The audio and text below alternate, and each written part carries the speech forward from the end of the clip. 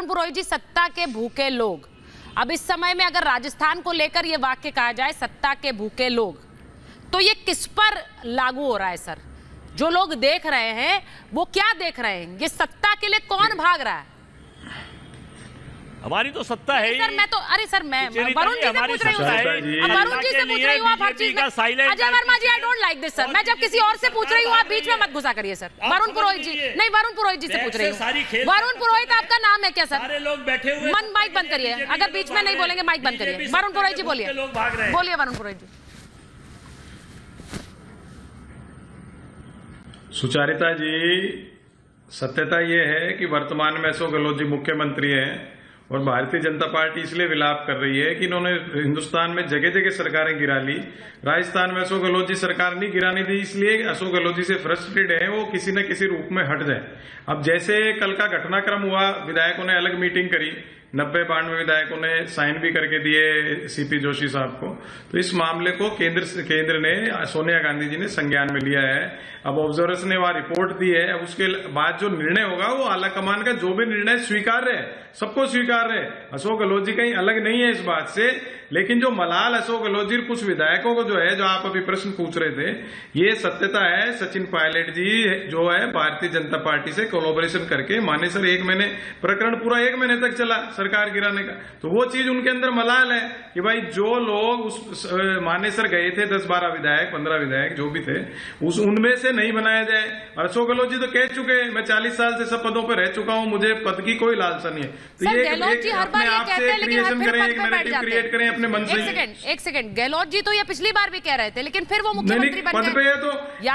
या तो वो कह दें कि मुख्यमंत्री पद पर वो नहीं बैठेंगे, वो अस्वीकृति तो नहीं है ना, हर बार वो मुख्यमंत्री पद पर बैठ रहे हैं। मैंने अभी कहा 50 साल से राजनीति में, लेकिन पद पर भी बैठ रहे हैं। ऐसे मत कहिए पद के लालसा के बिना सर कौन राजनीति में होता है आजकल, बताइए।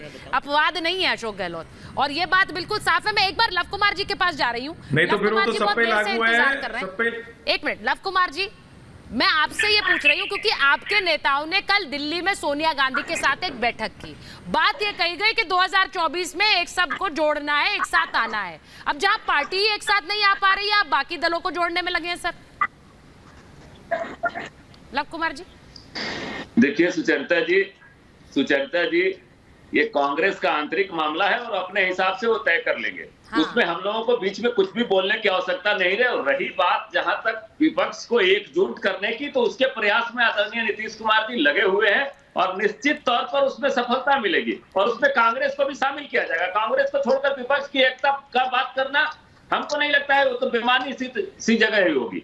और आदरणीय नीतीश कुमार जी और लालू प्रसाद यादव जी ने कल मैडम सोनिया जी से मुलाकात करी है और आराम से 24 में एकजुट होगा। और देखिए जनता चुनाव लड़ रही है सुचरिता जी, इस चुनाव 24 का चुनाव कोई व्यक्ति नहीं लड़ रहा। पूछ रही हूँ, आप कह रहे हैं कि 2024 में सब एक साथ आ जाएंगे और वो थर्ड फ्रंट नहीं होगा, वो मुख्य फ्रंट होगा। यही आपके नेता ने कल कहा, नीतीश जी ने कहा कि मुख्य फ्रंट होगा वो। लेकिन सर उस मुख्य फ्रंट के जो धड़े हैं वही आपस में नहीं रह पा रहे हैं। आप मत बोलिए कांग्रेस के बारे में, लेकिन जो दिख रहा है उसका क्या हो रहा है राजस्थान में?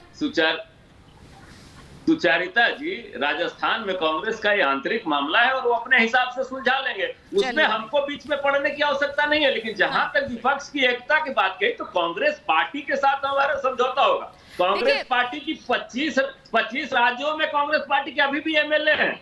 अकेली ऐसी पार्टी है जिसके 25 राज्यों में एमएलए हैं, तो उसको छोड़कर कोई मेन फ्रंट नहीं बन सकता है। और जहां तक माननीय नीतीश कुमार जी ने मेन फ्रंट की बात कही है, आज भी 600 एमएलए है कांग्रेस के, आपको भूलना नहीं चाहिए। अगर सर मैं बिल्कुल नहीं भूल रही हूँ, लेकिन कांग्रेस के अंदर जो इस वक्त खेल चल रहा है सर, ये फैक्ट है कि नहीं है? मैं एक बार जरा ये दिखाना चाहती हूँ कि इस वक्त सचिन पायलट की पोजीशन क्या है, क्योंकि सचिन पायलट को लेकर चर्चाएं हैं, लेकिन पायलट अभी तक खामोश हैं, उनका कोई बयान नहीं आया इस सिचुएशन पर।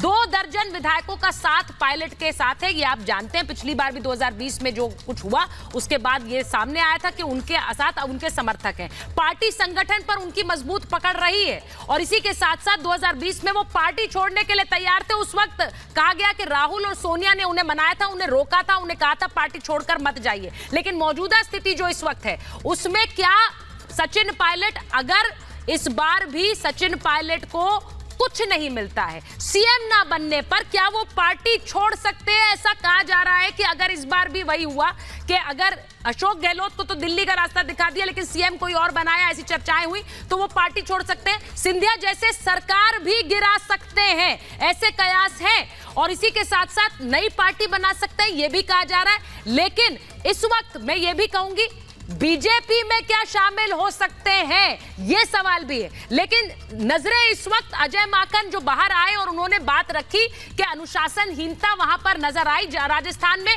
उससे कयास ये उठ रहे हैं कि अशोक गहलोत का पत्ता कट होगा या तो दिल्ली से या राजस्थान से।